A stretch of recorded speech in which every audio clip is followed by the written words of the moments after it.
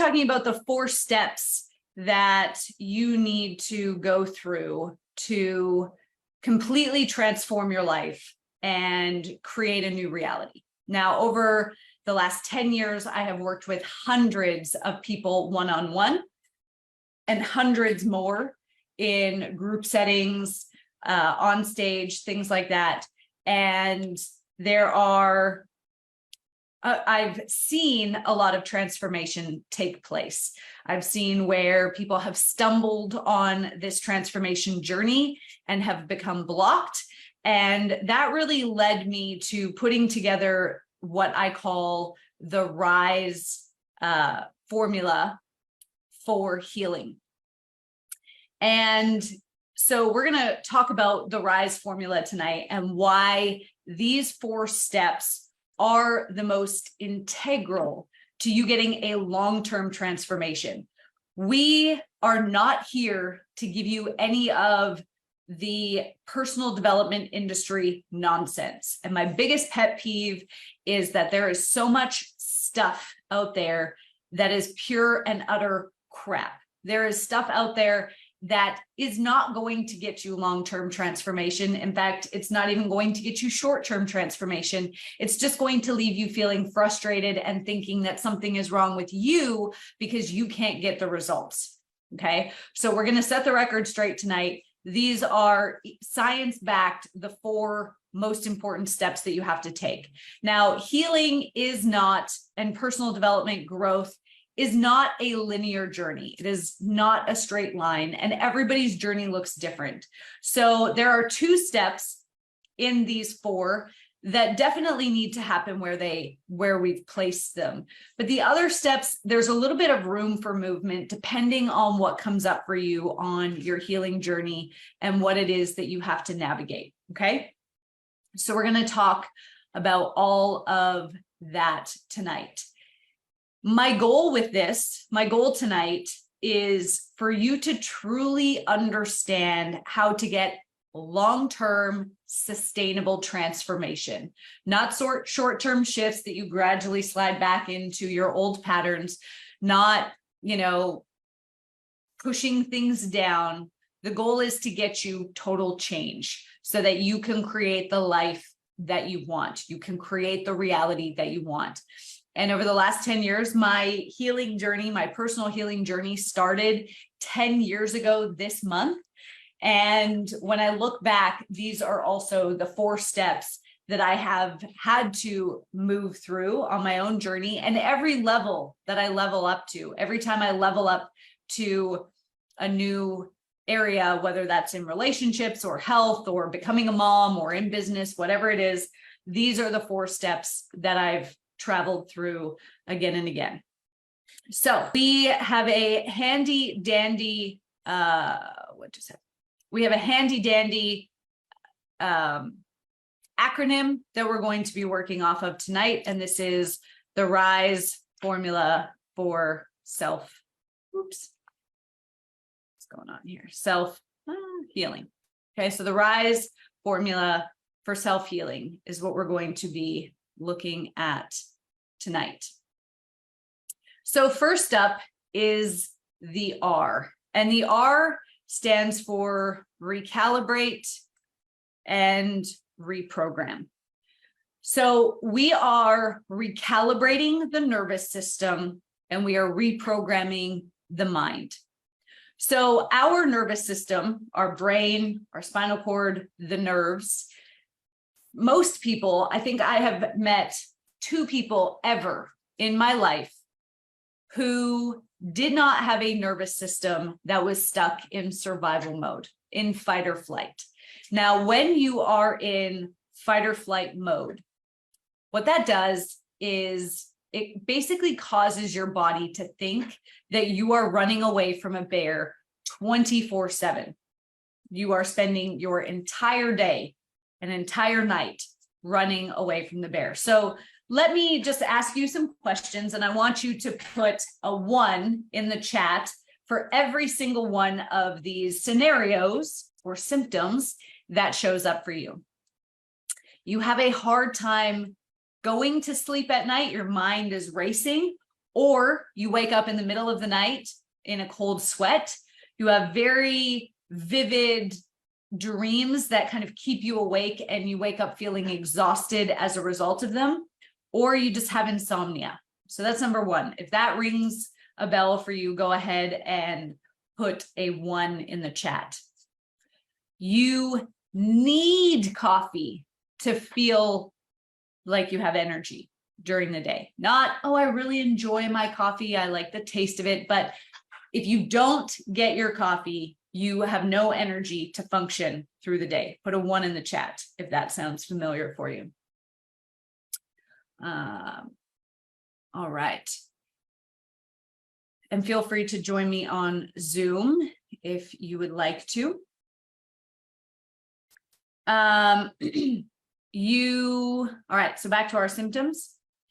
You find that you put on weight and you struggle to lose any weight that you put on. Put a 1 in the chat if that sounds familiar for you. You find that you really struggle to get any work done throughout the day. You find yourself caught in a cycle of procrastination or a cycle of knowing what you should do, but then not actually following through with it. Put a 1 in the chat or the comments if this sounds like you. You know, let me think about how to word this one. You know what to do, and you've noticed that every time you start to make positive change in your life, you end up in a pattern of self-sabotage. You go back to old patterns, or you do something to create some self-sabotage in your life. Put a 1 in the chat or the comments if that sounds familiar for you. So these are just some of the symptoms that your nervous system is in survival mode. Now, when you're in survival mode, you're in fight or flight. Your body is always prepared for something bad to happen. So put a 2 in the chat or the comments if you feel like you get hit with intrusive thoughts, like the worst case scenario thinking. You can never get anything done because you're attempting to think of all the things that could possibly go wrong, or you're terrified of getting something wrong, of making a mistake. Mistakes are like the worst thing in the world that could happen. And so you never end up finishing anything because the fear of making a mistake, the fear of people judging you just becomes so overwhelming. Okay. Again, another sign that you're stuck in survival mode. So in survival mode, our brain is constantly going. And what it does is it actually shuts down our ability to think into the future. Our brain will shut down the ability to access our logic and reason. So if we were to draw out, and this is going to be a very anatomical drawing of our brain here, but let's say this is our brain. So behind your forehead here, this spot behind your forehead is called your prefrontal cortex, okay? Your prefrontal cortex. This is where all of your logic and reason is stored. Handy to be able to access that, I'm sure you would agree. Now, behind your ear, you have this almond-shaped gland, and this is called the amygdala. And this is the fear center of our brain. Now, these two parts of our brain should talk to each other. So there should be two-way communication happening here. We walk into a Starbucks, we see some people whispering in the corner, and we go, oh, they must be talking about me. That's the fear center. And then the logic and reason says, no, they were having a conversation long before we got here, and they'll be having a conversation long after we leave. They're friends. They're not talking about us. But what we know is that the longer we stay in this stress-addicted survival mode state, the more that these pathways break down. And eventually, the only thing left standing is the amygdala. So So our fear center is running our brain. And this is why you have this worst case scenario thinking. This is why you have these intrusive thoughts reminding you of all the mistakes you've ever made in the past. How many of you are like, okay, I'm setting this goal. I'm going to go after it. Put a 3 in the chat or the comments if this sounds familiar for you. This is my goal. I'm going after it. And then you start replaying all your past quote unquote failures or mistakes in your head. And you start thinking, well, I made all these mistakes in the past. Why would now be any different? And you start to beat yourself up and judge yourself and criticize your ability to make something new before you even get started taking action towards the new goal. And then you're so exhausted from this internal battle that you have going on that you don't start. Put a 3 in the chat if that sounds familiar for you. If you just exhaust yourself and overwhelm yourself with all these thoughts of the past and failures from the past, and that stops you from taking action towards your future.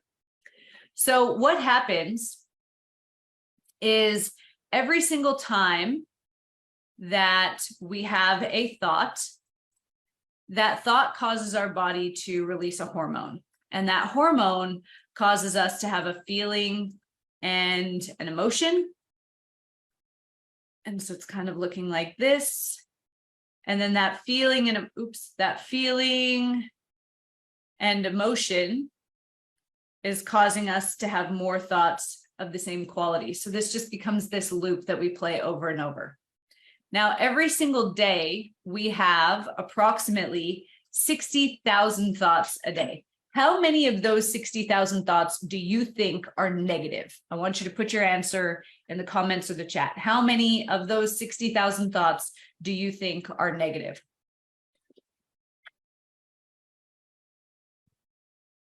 What have we got? 80%, 75%. Any other guesses here? All right, so it's 80%. 80% of our thoughts are negative. And only 5% of our thoughts are new every single day. And so it's really easy to get caught up in this negative loop because we just keep thinking the same things over and over. How many of you put a 1 in the chat? If you can just wake up in the morning and all of a sudden you're thinking about all of your problems, you're thinking about all the possible things that could go wrong in the day. You're thinking about all of, the challenges that happened yesterday, right? So we don't even have to have anything happen. We don't even have to get out of bed. We don't even have to open our eyes in the morning for those negative thoughts to start going, because they are such an ingrained pathway in our brain that they are a reflex now. Now, when we have 80% of our thoughts that are negative, what that means is that for 80% of our day, our body is producing stress hormones, specifically cortisol and adrenaline.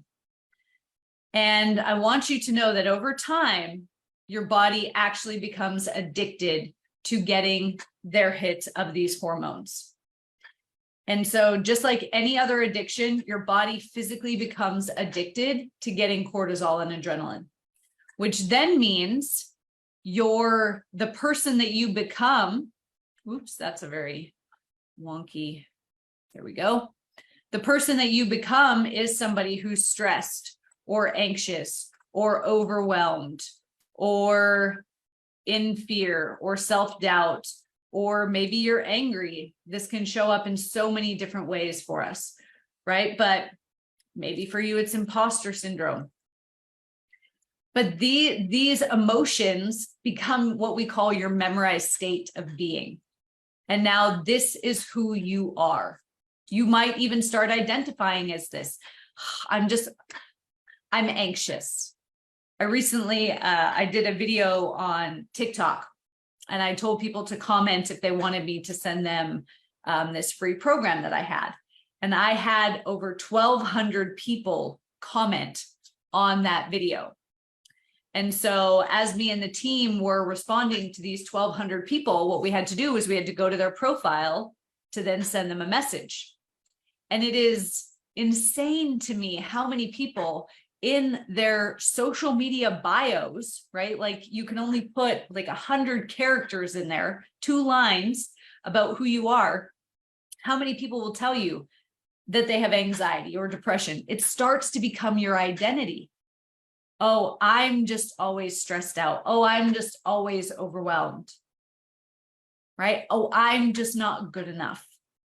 And so then these emotions, because you feel them so often, that soon when that stress addiction takes over, you don't even have to think anything negative, and your body will just go straight to producing these hormones because it goes, oh, well, this is our baseline now, right? So just like you set the thermostat in your house to a certain temperature and you want your temperature to stay at that level in your house, your body goes, oh, well, we're going to set the baseline for how much stress hormone we need here, because this person is just so stressed out that they're producing this much hormone all the time.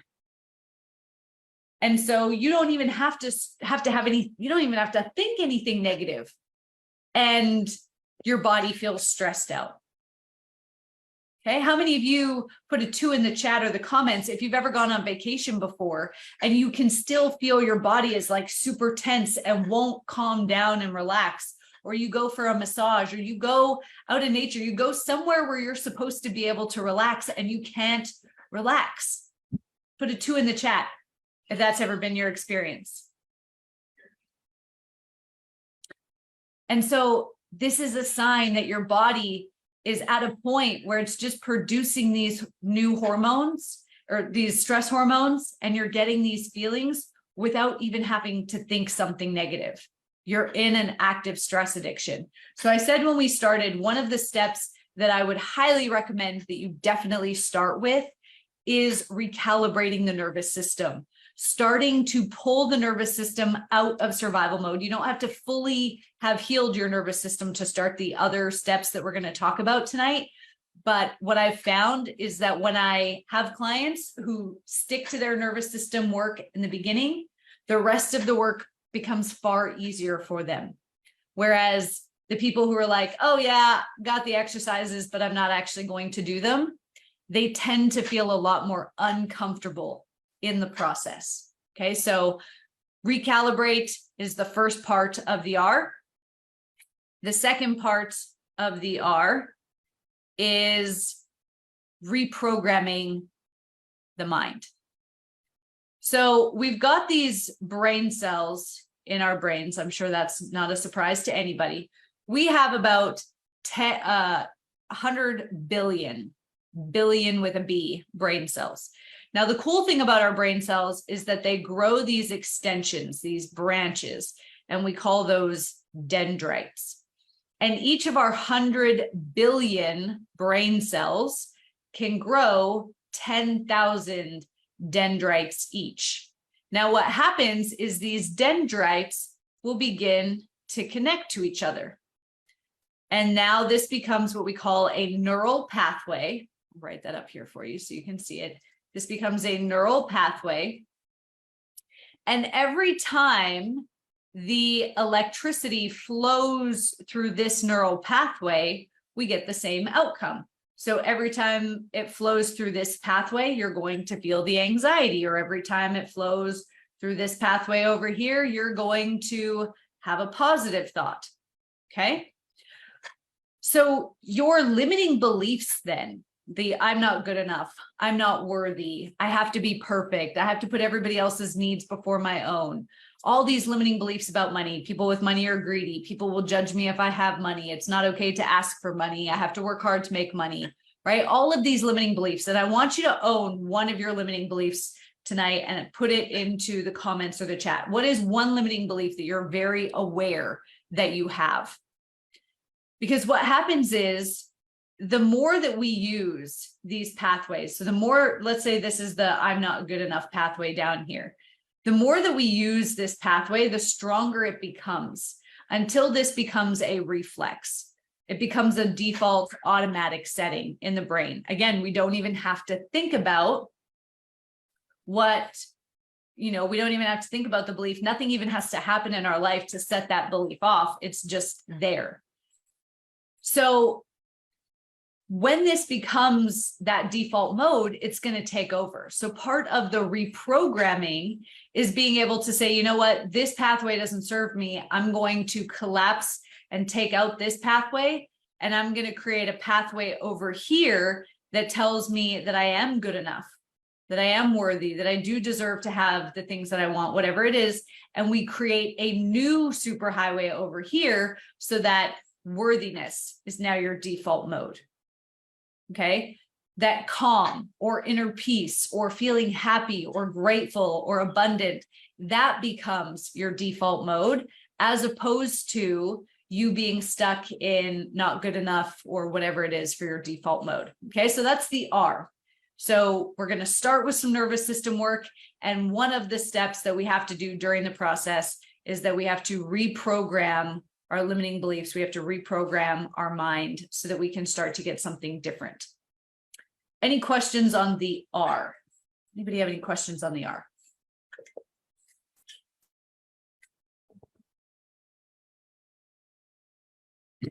All right. So the I is then the inner child work. Now, you may have heard people talk about this before, but you're like, I have no idea what an inner child is. You're not speaking my language. So I want you to know that we only store unresolved negative emotions. So I want you to imagine that you have this garbage can in your mind, and every unresolved negative emotion you've ever had in your life, which is probably most of the negative emotions you've ever felt, is stored in this garbage can. Now, let's say that the first time that you felt anger, you were 2 years old. Excuse me, your mom took you to the toy store and wouldn't buy you the toy that you wanted. What happened was you created an imprint of anger at 2 years old. Okay.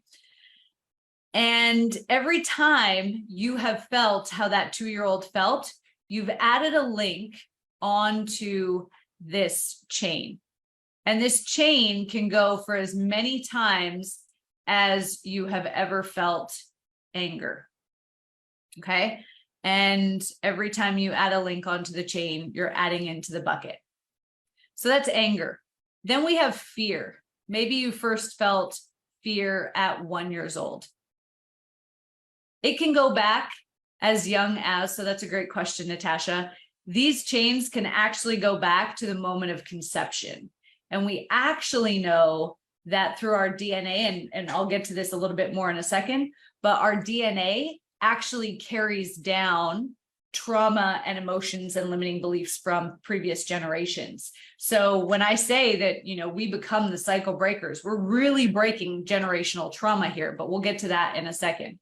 So maybe the first time you felt fear was 1, and every time you felt fear, you've added a link to the chain and you've added into the bucket. Oops, keep hitting the wrong button. Adding into the bucket. Okay. Then we have sadness. Maybe you first felt that at 3. Same thing. We add a link onto the chain every time we felt how that 3-year-old was, and we add to the bucket. Then we've got guilt, and we've got shame. Maybe we felt guilt around 7 and shame around 8, but it's the same thing with these chains. Okay. You guys are getting the point here. So we have all of these chains, and these chains can go for as many times as we've ever felt that emotion. And for most of us, our bucket is full well before we ever hit the age of 18. Now, how many of you have heard of the saying, put a 1 in the chat or the comments, if you've ever heard the saying, when emotions are high, intelligence is low? How many of you have heard that? When emotions is high, intelligence is low. So part of this is what I mentioned before with,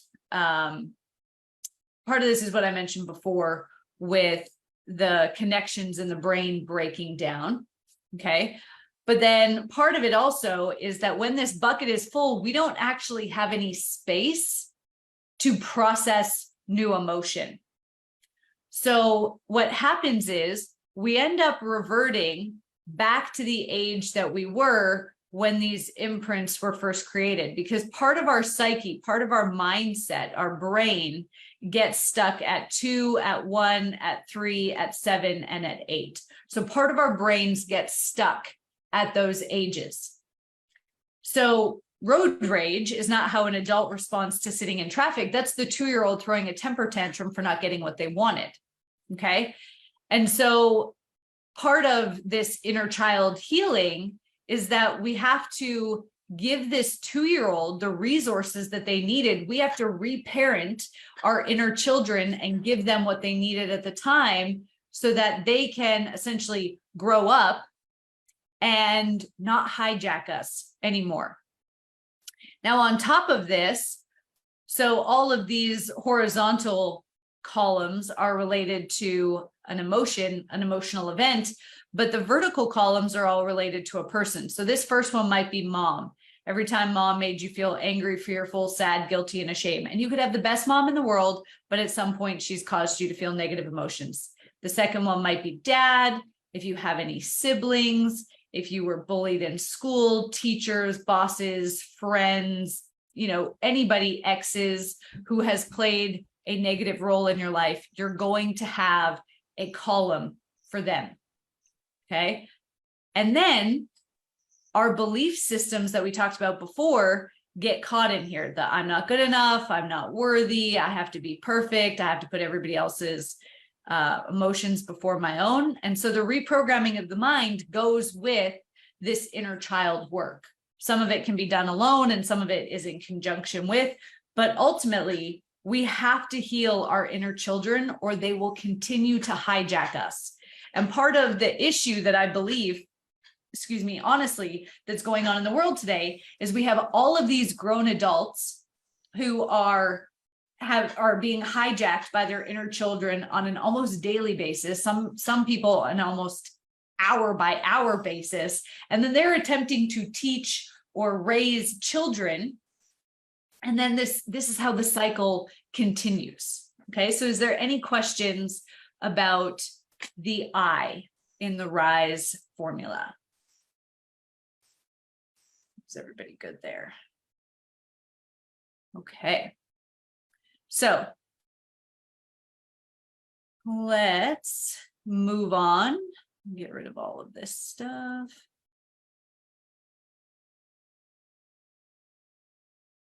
Drew a lot of lines in this one. All right. Clearing all this out. Okay. So then the S of the RISE formula is we need to shift our identity. We cannot create a reality that is out of alignment with who we believe ourselves to be. So what happens is that most people, when they set a goal, they go one of two ways. They go, okay, I have to do certain things. And by doing those things, it will allow me to have things and it will allow me to become the person that I want to be. So for example, you might say, okay, well, I want to have a 7-figure business. So that means I have to do these activities to have a 7-figure business, right? I have to make these calls. I have to create this content. I have to do these things. And that will allow me to have the clients that will allow me to be the 7-figure business owner. Then on the other side of things, people will say, okay, I need to have certain things and that will allow me to do what I need to do so I can be a certain way. So I need to have a certain amount of talent, knowledge, skills, whatever that will allow me to do presentations like this one. And then I can become a motivational speaker or I can become a hugely successful coach. Okay. But as you may have guessed, because this is what most people do and most people don't get what they want, neither of these are going to get you where you want to go. What we have to do instead is we have to become. The B comes first. We have to become the person who does the things that then has the success. Okay, so we have to become that version of us first. We have to start with the identity, which means we have to start figuring out who do we currently believe ourselves to be. So I've got a number of clients working on this right now, and they have identities everywhere from I'm lazy to I'm the non-finisher to I'm the quitter. So every time things get challenging, I quit. I'm the people pleaser. I'm the perfectionist. I'm the poor person, right? The lower middle class, the broke, the blah, blah, blah, blah, blah. So there are two words in the English language that are the most powerful words that there are when you put them together. And these words are I am. Whatever you say after you say the words I am is what you believe yourself to be. This becomes your identity. So if you are continuously saying, oh, I'm so broke, or, oh, I'm so inconsistent, I'm so lazy, I'm so whatever it is, right? Insert the word here. Oh, I'm so overwhelmed. I always get so overwhelmed.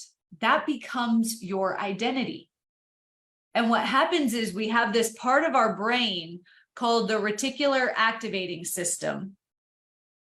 And what the reticular activating system does is it basically sets the filters for your life in terms of what you see and what you don't see. Okay, so this reticular activating system, also known as the RAS, is going to determine what opportunities you see and what opportunities you don't see. So let me give you an example. And this is a true story from my own life. I wish it wasn't sometimes, but you can laugh at me at this story. So this happened maybe about 9 years ago. And at the time, I believed that I was the workhorse. Even though I owned businesses, I genuinely believed that my role in those businesses was to be the hard worker. And I only got my position as, my partners only ever asked to partner with me because they knew I would do all the hard work, that I would be the one to work. They were the thinkers. They were the smart ones. I didn't know how to run a business. I just knew how to work hard. I had no idea how to run a business. That was my belief about myself. And I was lower middle class, is what I believed. And at the time, I was making about $60,000 a year. I thought that if I could get to $80,000 a year, I would be like making it rain. Okay. So I wanted to find an extra $20,000 a year. And I was willing to work approximately 20 hours a week to get there. So again, that's a lower middle class mentality, right? Is that I thought I had to work hard for money and that 20 hours a week was worth about 20 grand a year. And so I started joining MLMs and network marketing companies and all of these things and creating all these like really complicated business consulting models because I believed that I had to work hard to make money. So the only opportunities that I saw to make money were the ones that were hard. Meanwhile, hanging out here, like literally on the line of what I can see, was this guy that I knew, and I was in the fitness industry. This guy that I knew, he owned an athlete development facility, like a kind of looks like a CrossFit gym, but it was for athletic performance. And he worked with amateur and professional athletes. And he wanted to start an internship program for university students. He knew I had a rehab background. He wanted me to come in and put together the internship program and kind of be the rehab arm of the business. And he said, so look, we'll bring you on to the board of directors. You'll be the chief executive education, the chief education officer or whatever. So you'll run the education department and we'll give you 10% of the company and we'll pay you $60,000 a year. And it'll be about 20 hours of work a week. So you can imagine from my brain, this is like outside of where I've set my blinders, right? This does not align with who I believe myself to be. So my response, and this is the part that I'm very embarrassed about now, but my response was, if you want to ask me out, just ask me out. You don't have to give me 10% of your company. I really wish that was a joke, but it's not. And so I didn't see this as a viable opportunity for me to hit my financial goals because it didn't align with who I was. So how many of you, put a 1 in the chat if you've ever experienced this, you have a goal for yourself, but you continually fall short or you sabotage your success on the way to that goal. And you just can't figure out why you cannot hit that goal. The reason is because your identity does not align with who you believe yourself, your identity, who you believe yourself to be, does not align with your goal. And so you're never, it would be like pulling out your phone, opening Google Maps and typing in McDonald's, but then expecting to end up at Whole Foods. It's not going to happen, right? And so we have to upgrade your identity to align with where you're going, because right now your identity is a reflection of where you've been. And if you're taking notes, write this piece down. Your identity right now is a reflection of where you've been, not what you're capable of, and not where you're going. It's a reflection of where you've been. And even in R, when we talked about those neural pathways, your neural pathways are a roadmap of the experiences that you've had. It says nothing about what you can do in the future. However, if you continue to show up as the same identity and you continue to let the same neural pathways flow in your brain, you're going to continue getting what you have right now. So this is why we have to reprogram the belief systems, but we also have to shift our identity. We have to become the person who achieves our goal in order to achieve that goal. Okay, and so that's the S in this process. Any questions on the S? All right. So then once we've done that, so by this point, we've recalibrated our nervous system and reprogrammed our mind. We have done the inner child work, right? We've healed our inner children. We've shifted our identity. Then comes the E. And this is the fun part. This is the part where everybody wants to be and they try to skip to, but you can't get there without going through the others first. Then we can expand our limitations. So this is where we truly discover what our potential is, what we are capable of doing, because now we know how to level up our identity. Now we know how to reprogram our belief systems, and we know how to level up to get to where we desire to go. Okay. And so for most of us, most people would say, oh, this is what I'm capable of in this life. With the time and the energy that I currently feel, this is what I'm capable of. But what's really the case is like this. Like, we really cannot even comprehend what we are capable of achieving in this life, especially when we are playing out limiting beliefs and false identities about who we are and the belief systems that we have, what we believe about ourselves and about the world around us.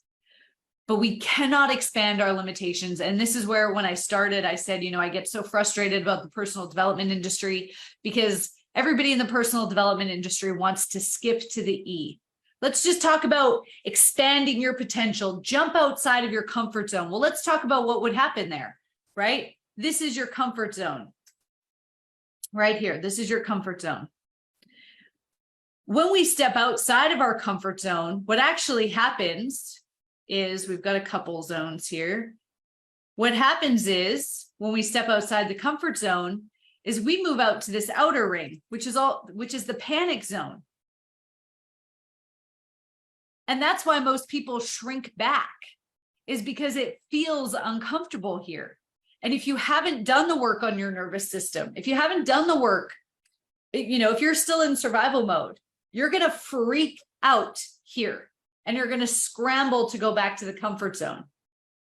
If your limiting beliefs are still there, then they're going to come right up in your face. Oh, you're not good enough. Who do you think you are? You're going to be beating yourself up like a record playing 24/7. You're going to shrink back to your comfort zone.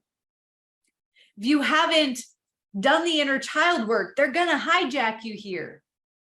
And then if you haven't shifted your identity, you're just going to take this discomfort that you feel as validation that you aren't good enough, or that you are that old identity that you currently have about yourself. But when we've done the other work and we can truly stay in the panic zone and use the tools that we have to navigate it, then we move back to the growth zone, which means that our comfort zone actually expands outwards. And now it becomes bigger. And now we have to do something even bigger or even bolder next time to get outside our comfort zone. But we can't start there. And this is why so many people don't experience long-term transformational shifts, sustainable change. They might change a little bit and then they go back, right? They'll take 5 steps forward and then 10 steps back. It's because they're trying to start at the end of the process. You have to start at the beginning. Now, the middle parts, the reprogramming the limiting beliefs, the inner child work, the shift the identity, those can be happening at the same time as each other. But we have to start with the nervous system and we have to end with the expand our limitations. How many people put a 2 in the chat, actually, or the comments, if you've ever heard people talk about a quantum leap, or maybe you've said, oh, I just want a quantum leap to this, higher timeline where I'm making millions of dollars and blah, blah, blah. Or you've heard like woo-woo people talking about it. And I can get as woo as they get with people. But the thing about quantum leaps is you're still in a physical human body. And if your body and your nervous system is not ready for it, that quantum leap is going to be brutal and you're not going to stay there. This is why we don't start with expanding our limitations. We have to start and do the other work first. Thank you for joining us for this episode of The Cycle Breakers. This channel is dedicated to giving you the tools that you need to clear out the blocks holding you back so you can live the life that you desire. Now, before you go, as our special gift to you, we have our 7-day nervous system reset. These are the exact exercises that I give all of our clients in every single one of our programs to help them regulate their nervous system, to make that inner work and clearing out those mental blocks so much easier. The best part, it's absolutely free. Just click on the link in the description below and you'll get instant access.